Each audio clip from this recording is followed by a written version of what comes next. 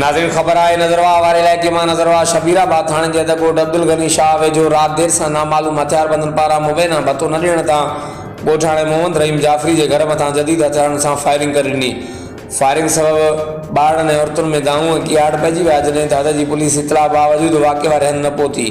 होॾां ॻोठाणे नजरवा वटि ठुल कंदकोट रोड ते टायरनि खे बाहियूं ॾेई रोड ब्लॉक करे वाक़े खिलाफ़ सख्त नारेबाज़ी कई। एहतजाज कंदड़ मोहम्मद रहीम जाफरी, मनसब जाफरी, पमन जाफरी ऐं ॿियनि मीडिया ॻाल्हाईंदे चयो त आई जी सिंध डीआईजी लाड़काणो SSP कश्मीर कंदकोट असां मथां फायरिंग वाक़े जो नोटिस वठी असांखे तहफ़ुज़ इंसाफ़ ॾियारीनि। हर वक़्तु आगाह लाइ ॾिसंदा रहो GTN वेब न्यूज़।